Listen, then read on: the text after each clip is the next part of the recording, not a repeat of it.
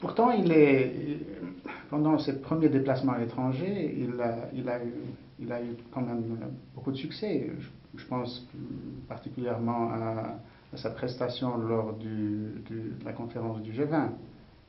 Comment vous expliquez que, malgré ses positions... La conférence du G20, du groupe G20. Oui, du G20.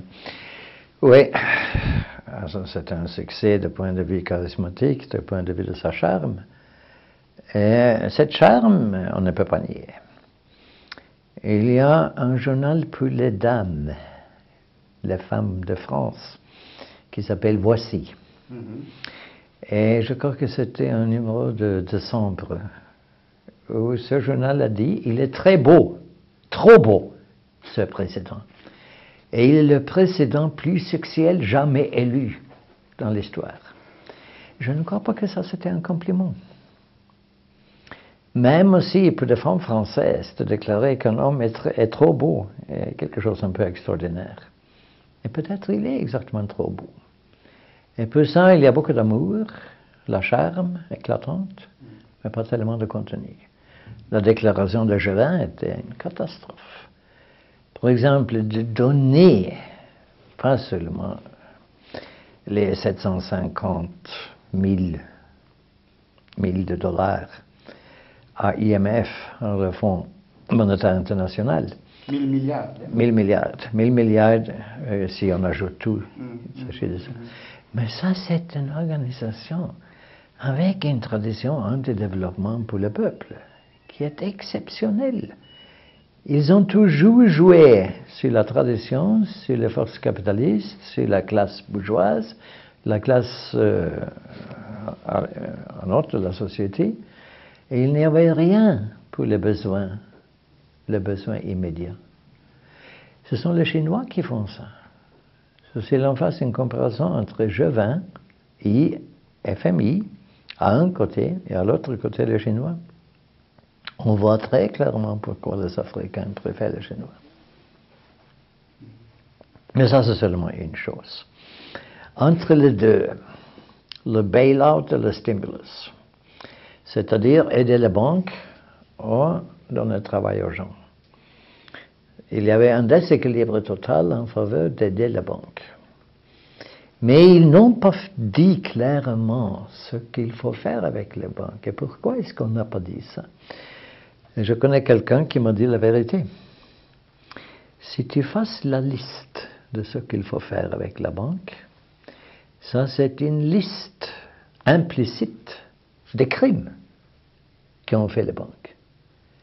Et si tu as cette liste dans le public, tu as en même temps les meilleurs arguments contre les banques.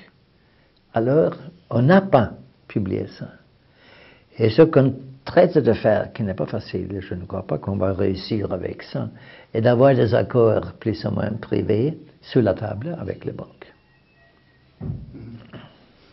Bien. Passons maintenant à un autre sujet d'actualité, un conflit que vous suivez depuis longtemps, c'est le conflit en Somalie. Alors certains observateurs aujourd'hui trouvent l'attitude des Européens, par exemple, un peu à la limite donc de la correction, c'est-à-dire qu'ils focalisent toute leur attention sur le problème de la piraterie et négligent le conflit qui est fondamentalement politique en Somalie. Piraterie est un problème. Et c'est quand même criminel. Et ça c'est très clair, et c'est violence.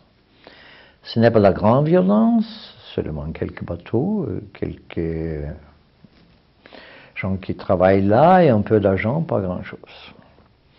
Mais c'est un crime. Mais quand il y a un acte de violence, ce que nous disons toujours est que la première question est toujours pourquoi est-ce que nous avons cet acte de violence? Est-ce qu'il y a peut-être quelque chose sous-jacent, quelque chose qui est dedans dans le fond qu'il faut savoir? On n'a pas fait cette question. On n'a pas fait ça. On a dit seulement que ce sont des bandits, et il y a des buts monétaires, financiers. Il y a toujours une petite phrase disant qu'il y avait quelque chose avec la pêche, surtout les Danois et les Espagnols, Et il y avait quelque chose avec des déchets, n'est-ce pas? Peut-être aussi nucléaire, toxique. Mais ça, c'est seulement une petite phrase. Alors, il faut que ça soit partie de l'analyse. Il faut qu'on comprenne que si l'on fait ça contre un État très faible, qui était très faible à partir de, disons, 1990, après, disons, la lutte contre Siad Barre et Aidid, Mohamed II.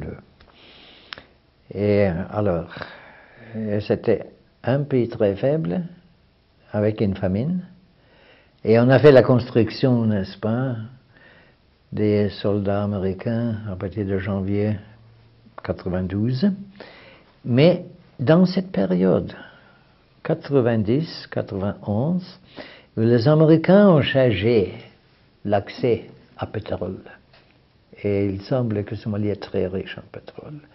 Et il avait un accord, n'est-ce pas, avec Siad Barre, et Aidid était contre cet accord, et aussi contre Siad Barre. Bon, on a fait tout ça. Dans cette période, avec un failed state, avec un État tellement faible, on a pris les poissons, on a pris les produits d'exportation, le tuna par exemple, on a pris tout ça. On a pris la base pour nourrir les gens de Somalie. Et en même temps, on a laissé les déchets toxiques. On a fait ça. Où était la marine, par exemple, de la Norvège pour protéger la côte de Somalie? Absolument rien. On l'a fait passer.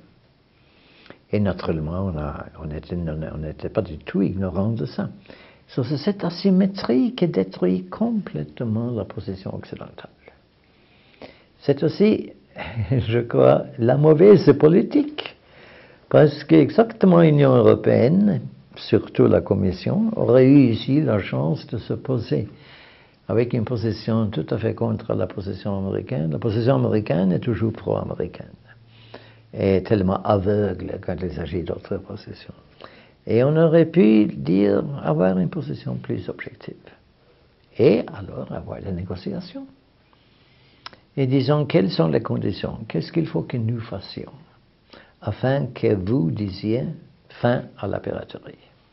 La compensation, de nouvelles règles de la pêche, des bateaux industriels de Danemark, de l'Espagne et autres pays de l'Union européenne et tout ça. Qu'est-ce qu'il faut faire?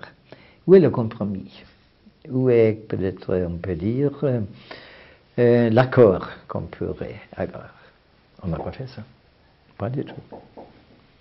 Que pensez-vous des 200 millions, ou un peu plus de 200 millions d'aides que l'Union européenne a accordées au nouveau gouvernement somali?